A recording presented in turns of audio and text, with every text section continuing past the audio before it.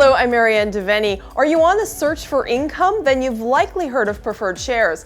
But are they right for your portfolio? Today we're talking about the pros and the cons of preferred stock with Michael Lough, who's a portfolio manager for the TD Monthly Income Fund. So Mike, what does the preferred market look like right now? Well, the preferred share market has grown quite substantially in the last few years. It's now about a $65 billion market. That's pretty big. It's and getting bigger every year. The issuance of new preferred shares is about $5 to $10 billion a year. Now that is partially offset by redemptions of some of the existing issues, but overall it's still growing quite dramatically and has more than doubled in the last 7 or 8 years. Within that market, rate reset preferred shares are basically the driver of the new issuance and now make up about 60% of the market. So they're pretty much the dominant type out there then, rate reset preferred shares. How do they work?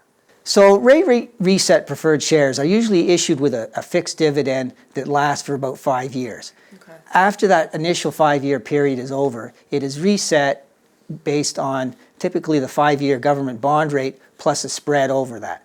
That spread can be anywhere from 100 basis points to over 4%. So it's quite significant in terms of what that spread is, and is really one of the critical things that you have to look for in the rate reset sector. So is that determined by the issuer, or is that determined by how secure the stock is? It's really based a lot on market conditions at the time of the issue. So typically they will just look at the rate that is the market rate at the time, subtract the 5-year government bond at the time, and that's the spread that they use going forward. So you will find that for the same issuer, there will be rate resets with dramatically different reset spreads. And those reset spreads can be important in your investment decisions. For sure. Some of the ones that are at 1% or 1.5%, when they reset, if you add that to the 5-year government bond yield, you're only going to be getting a 2.75%, 3% type yield, which is significantly below where the market is today. So you have to be cognizant of the fact that the dividend that you're getting today is not going to continue on forever. So what does it look like right now, the yield? So right now the yields are about, again, there's a broad spectrum based on the credit rating of the companies, but you can get a good top quality rated companies with yields of about anywhere from 3.5% to 4.5%. Those are for the rate resets. The lesser quality, some of them will go up over 5%. Okay, and how does it work then with the rate reset? At 5 years, what happens at 5 years? So when it gets reset, basically they will look at what the 5-year rate is at that time and add it to the spread. So as I say, the spread can be anywhere in that range. Say it's at 200 basis points. The 5-year government bond yield, say it's 1 3/4 at the time. They add the two together and you get 375, which is sort of where we are today.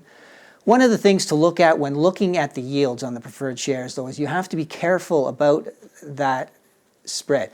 So if a preferred share is trading above par value, it means it might be because it has a very high yield and a high reset spread.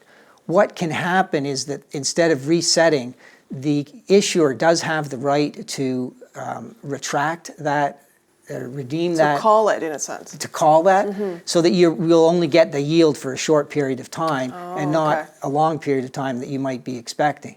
Similarly, if it's trading under par value, it might be because of what I just previously discussed and the fact that the reset spread is quite low and you won't be getting the current dividend for very long, and that your rate and your yield will go down over time. And then would you get a capital gain or a capital loss if it was called away? That's possible as well? So yes, it is. So if you pay more than par value, it's going to be called at par value and you're going to get a capital loss. Okay. If it's trading under par value, it is possible that it will go back up to par depending where interest rates move. So you could in fact get a capital gain on those shares as well. So would you say this is preferable or not preferable to a fixed income or to a common stock? How do you compare them? Well, so right now, compared to fixed income, I find that the preferred shares are very attractive. The yields, the 5 and 10-year government bond yields are, they're around 1 3/4 for the 5-year to, 2 1/4 for the 10-year. That's substantially below the preferred share yields. If we look back in history, preferred share yields and government bond yields had in fact been equal at one point. So you're getting a pickup on that yield. And as well, the preferred shares are a tax-advantaged instrument, so that you get a lower tax rate on the dividends that you receive from preferred shares than you would pay on interest income you would get from bonds. So good for a non-registered account. Right. So if it's in a taxable account, then you get those additional benefits, which are substantial. If you're in the sort of the top marginal tax rate in Ontario or BC, the advantage of getting dividend income is about 30% above what the interest rate equivalent would be. So you just have to weigh that you're taking on a little bit more risk, but you're getting a little bit different yield profile. What about common stock? They have a little more upside, don't they? They do. And so I'm not really as enthused about buying preferreds instead of the common stock. Common shares for, say, the banks yield about 3.4 to 3.9%. That's almost the same as you're getting on the preferred share. But, the banks would be able to pay a dividend, or grow their dividends at, 5% or more. So you're giving that up by buying the preferred share. And the same is in a lot of other, higher yielding sectors, telecom, utilities, those sorts of things have yields that may in fact be higher than the preferred share yield, and they also have the benefit of being able to grow those dividends over time. So I guess, again, it's back to what do you want to use it for, what are your tax implications, and just weighing all the options. Exactly. They're very good instruments for the right situation. All right. Thank you very much, Mike. Thank you.